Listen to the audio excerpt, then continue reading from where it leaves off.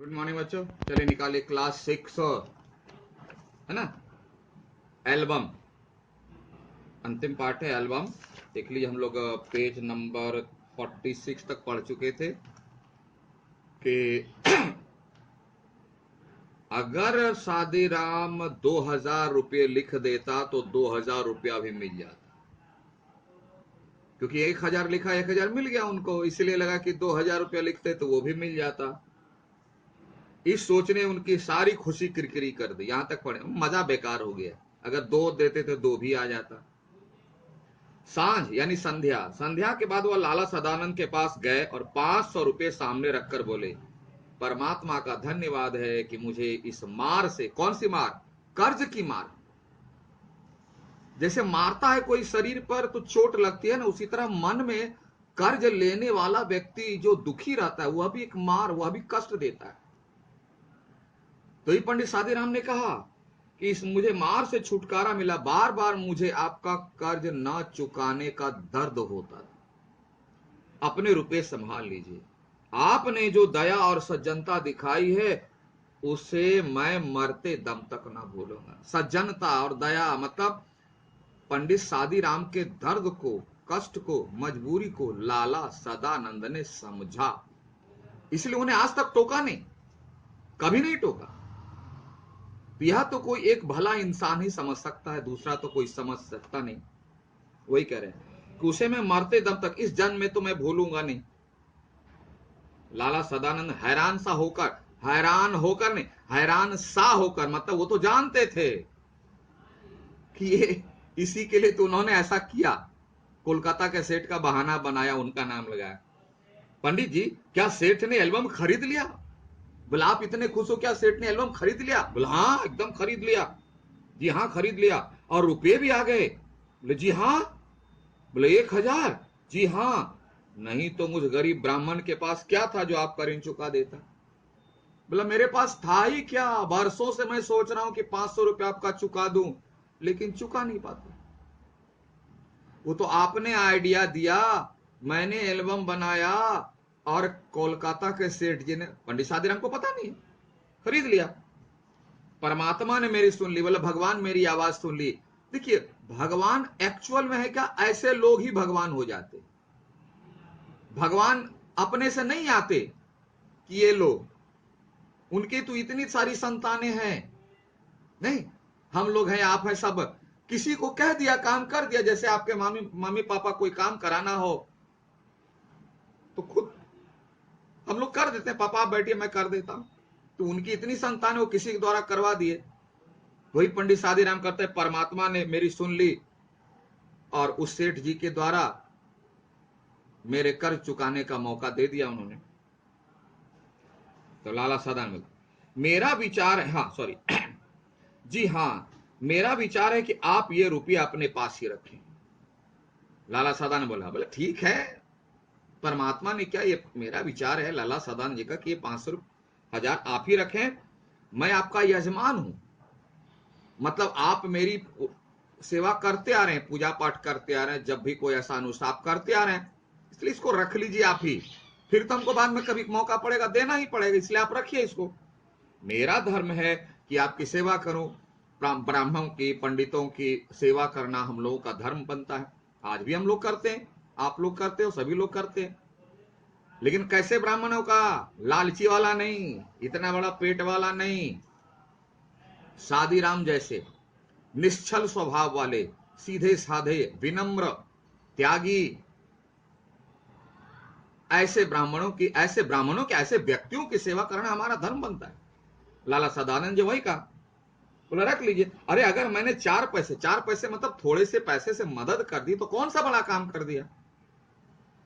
Credit नहीं लेना तो कौन सा गजब हो गया। आजकल के लोग तो 1 रुपया मंदिर में देते हैं ना तो दूर से देते हैं, और आवाज होती है तो देखते हैं कोई देखा कि नहीं। 5 रुपया 11 रुपया देते हैं, बोला रसीद काटो।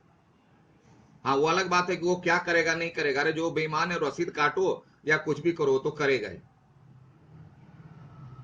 तो भले आदमी ऐसे होते कि किसी की मदद करके भी वो कहते हैं मैंने क्या मदद किया, मैंने कुछ किया, मैंने कुछ नहीं किया। और आजकल को पता है सब तो मैं ही किया। अपने को क्रेडिट लेना, ये लाला सदानंद की बहुत बड़ी खूबी। और छिप करके मदद करना, पूरी मदद करना, ये एक भले इंसान का काम है। ऐसे कोई भला कहते हैं। पंडित जी की आंखों में आंसू आ गए, भीतर से रोने लगे। कैसे? खुशी के आंसू। वे बोले, आप जैसे सज्जन संसार में बहुत थोड़े हैं, मतलब बहुत कम है आप जैसे लोग, कि मदद भी करो, कुछ बोलो भी नहीं, और जब उनके पास हो वापस करने आए तो भी ना लो। कैसे लोग हैं? और आज भी ऐसे लोगों की कमी है। राइटर इसलिए कहते हैं ऐसे लोगों की कमी है, इसलिए हमें इस कमी को बढ़ाना है, हमें ऐसा बनना है। परमात्मा आपको चिरंजीवी, चिरंजीवी मतलब बहुत लंबे समय तक आप जीवित रहे, तभी तो समाज का भला होगा। ऐसे लोग नहीं रहते तो ऐसे गरीब लोगों की मदद नहीं कर पाते, नहीं होता। बोला आप बहुत वर्षों तक जीवित रहे ताकि पंडित सादीराम जैसे लोगों की मदद होती रहे। मगर अब तो मैं यह रुपये ना लूंगा। बोला लाला सदानंद जी, बहुत आपने मदद की, बहुत आपने प्रतीक्षा की, मैंने भी बहुत मानसिक कष्ट झेले, कृपा करके आप ये पैसे रख लीजिए, तभी मेरे मन को शांति मिलेगी। इतने वर्ष आपने मांगे तक नहीं, मुझे आज हल्का होने दीजिए, मतलब मेरे माथे का टेंशन जो है हल्का हो जाए, क्योंकि मैं इसी सोच में बहुत वर्षों तक तड़पा हूं, तरसा हूं, तकलीफ झेला हूं, कष्ट झेला हूं। इसलिए अब हमको कष्ट मत दीजिए, पैसा ले लीजिए। ना लेने पर कष्ट, और आज का व्यक्ति तो मांगने पर कष्ट होता है, क्यों मांग दिया।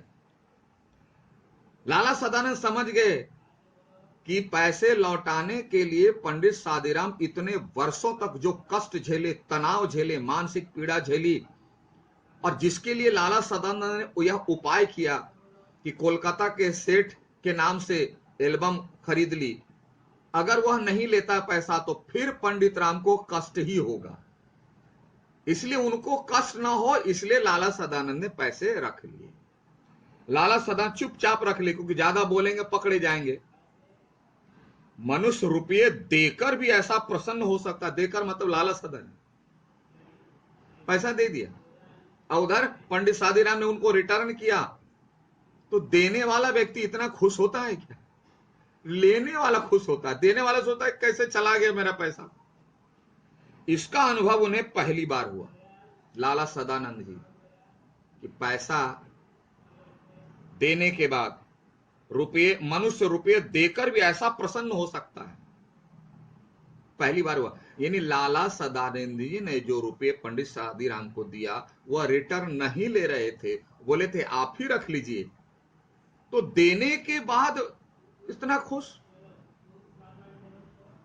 और दूसरी तरफ पंडित सादीराम को, सादीराम ने जो लाला सदानंद के पैसे रिटर्न किए, उनको कितनी तसल्ली मिली, उनको कितनी खुशी मिली, आज उनको महसूस हो रहा है। लेकिन आजकल का व्यक्ति तो मांगने से दुखी हो जाता है, और देने से तो और दुखी हो जाता है, बोला 10 साल और नहीं मांगता तो अच्छा था। तो ये देखिए दोनों का स्वभाव। 6 महीने बीत गए, लेनी देनी बराबर हो गए, 6 महीने बीत गए, पंडित सादीराम अब थोड़ा निश्चिंत हो गए, लाला सदानंद भी निश्चिंत हो गए। लाला सदानंद बीमार थे, एक दिन लाला सदानंद जी बीमार पड़ गए।